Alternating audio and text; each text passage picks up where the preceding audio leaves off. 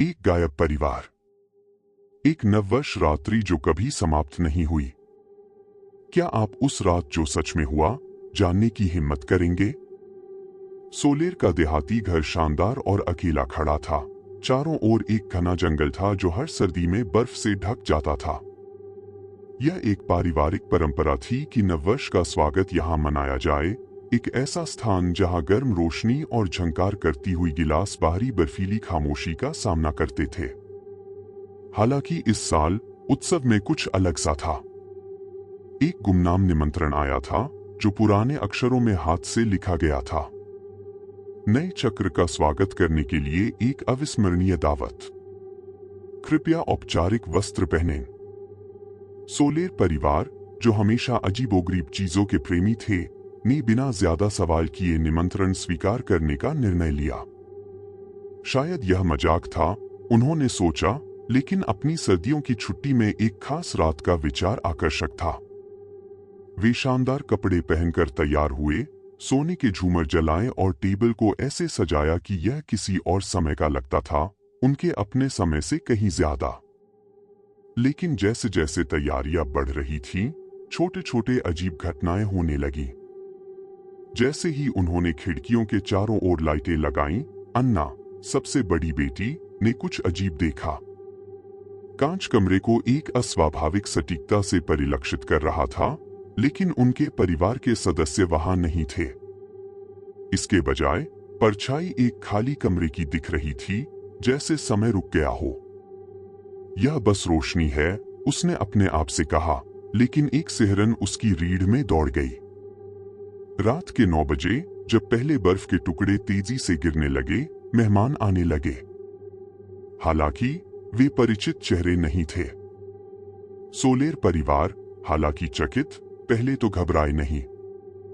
परिष्कृत दिखने वाले पुरुष और महिलाएं, जो पुराने जमाने के कपड़े पहने हुए थे, बिना एक शब्द बोले दहलीज को पार कर गए, और उनके पीछे एक ठंडी हवा थी जिसने मोमबत्तियों की लपटों को कुछ सेकंड के लिए बुझा दिया।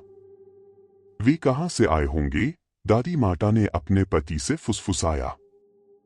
उन्होंने जवाब नहीं दिया। उनकी निगाह घड़ी की पेंडुलम पर थी, जो अब 12 बजा रही थी, जबकि अभी भी मध्य रात्रि के लिए कई घंटे बाकी थे। दावत परोसते समय चीजें और भी अजीब हो गईं। प्लेटों में खाना मोमबत्तियों की रोशनी में कांपता हुआ लग रहा था, जैसे ये सिर्फ भोजन न होकर कुछ और हो। जब भी सोलेर परिवार खाने की कोशिश करता, स्वादों में विकृति महसूस होती, अपरिभाषित, जैसे वे किसी और की यादें चख रहे हों। वे हमारे साथ बात क्यों नहीं कर रहे? अन्ना ने अपनी मां से फुसफुसाया। लेकिन उससे पहले कि वह जवाब देती, एक गहरा और गूंजता हुआ आवाज हॉल में गूंज उठी। यह किसी जानवर से नहीं आ रही थी, बल्कि वही मेहमान थे। वे आपस में एक अविश्वसनीय भाषा में बुदबुदा रहे थे। उनकी आवाजें घर के विभिन्न कोनों से आ रही थीं, जबकि उनके होंठ लगभग हिल रहे थे। मध्य रात्रि के समय घड़ी फिर से बजी, इस बार एक अलौकिक शक्ति के साथ। दीवारें बदलने लगीं, शीशे की सतहों में तब्दील हो गईं, जो न सिर्फ कमरे को, बल्कि बीते हुए क्षणों को भी दर्शाने लगी।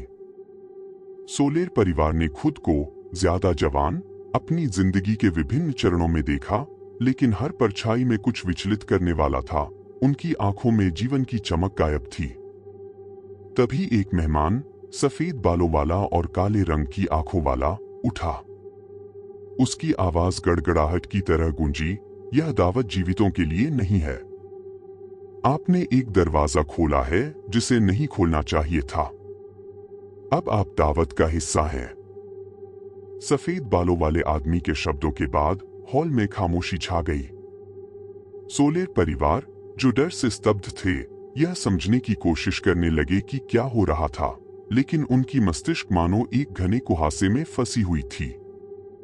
हवा ठंडी हो गई और परिवार के हर सदस्य की सांस से दृश्य रूप से बादल बनते थे, जो धीरे धीरे विलीन हो जाते थे। वह क्या कह रहा है कि हम दावत का हिस्सा हैं? डैनियल, सबसे छोटा बेटा, कांपती हुई आवाज में पूछा। कोई उत्तर नहीं मिला। इसके बजाय मेहमान एक एक करके उठने लगे। उनके आंदोलनों में कुछ अदृश्य और लगभग यांत्रिक था। उनकी परछाइयां दीवारों पर परिलक्षित हो रही थीं, लेकिन जो दिख रहा था वह मानव आकृतियां नहीं थीं। वे लंबी और मुड़ी हुई प्राणियां थीं, जिनकी आंखें चमक रही थीं और मुंह से काले, चिपचिपे द्रव पदार्थ टपक रहे थे। दादी माटा, जो हमेशा संदेहास्पद और मजबूत व्यक्तित्व वाली थीं, अपने स्थान से उठी और मेज को जोर से थपथपाया।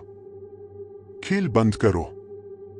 मुझे बताओ कि यहाँ क्या हो रहा है। जैसे ही उसने कहा, उसके पैरों के नीचे की जमीन दरकने लगी। लकड़ी की तख्तियां टूटने लगीं और नीचे एक गहरे और धड़कते हुए गड्ढे का पता चला, जैसे वहां कुछ जिंदा हो। यहां समय वैसे नहीं चलता जैसे बाहर चलता है, सफेद बालों वाले आदमी ने कहा, बिना हिले डुले। आप इस दावत में आमंत्रित किए गए हैं क्योंकि आपकी आत्माएं हमारे निमंत्रण के साथ गूंजती हैं। आप में से हर एक के पास कोई पाप है, कोई रहस्य, कोई दोष, और हम उससे भोजन करते हैं। शब्द सोलेर परिवार पर एक भारी पत्थर की तरह गिरे। यह असंभव था। क्यों वे? उन्होंने क्या किया था जो उन्हें यह सब भुगतना पड़ा? जैसे ही सवाल उनके दिमाग में उमड़ने लगे, दीवारों में परिलक्षित छवियां बदलने लगी। अब वे खुशहाल क्षण नहीं दिखा रही थीं, बल्कि अंधेरे और निजी दृश्यों को दिखा रही थीं, जिन्हें परिवार के हर सदस्य ने दफन करने की कोशिश की थी। एक दीवार पर अन्ना ने अपनी किशोरावस्था की एक रात को देखा। वह जंगल में झील के पास थी, हाथों में भारी पत्थर पकड़े हुए। उसके सामने एक घायल और तड़पता हुआ कुत्ता था। आंसू उसके चेहरे से बह रहे थे जबकि वह मर्मरिंग कर रही थी, मुझे माफ करना, मुझे बहुत खेद है। फिर एक तेज हरकत में उसने पत्थर गिरा दिया और उस पशु को हमेशा के लिए चुप कर दिया। यह असली नहीं है, अन्ना ने चिल्लाया, पीछे हटते हुए। लेकिन परछाई स्थिर रही, जैसे एक मौन आरोप। उसके पास डैनियल ने अपनी परछाई देखी। यह स्कूल के एक दिन को दिखा रहा था, जब उसने एक साथी का सामान शौचालय में छिपा दिया था। हंसते हुए उसे रोते हुए सुना। यह एक मजाक था, उसने तब सोचा था, और कुछ नहीं। लेकिन अब उस अमानवीय दृष्टि के नीचे उसे वह एक राक्षस सा महसूस हो रहा था। परिवार के हर सदस्य को उनके दोष का सामना करना पड़ा, एक ऐसा रहस्य जो उन्हें कमजोर बना रहा था।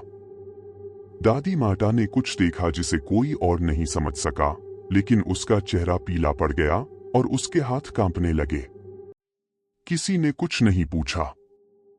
आप जा सकते हैं, अंत में सफेद बालों वाले आदमी ने कहा। उसकी आवाज नरम थी, लगभग ललचाने वाली। लेकिन इसके लिए आपको कुछ बदलकर देना होगा, एक जीवन दूसरे के बदले। यही दावत का नियम है। सोलेर परिवार एक दूसरे को घूरने लगे, डर से। अपने किसी एक को धोखा देकर बाहर जाने का विचार असंभव था। या नहीं?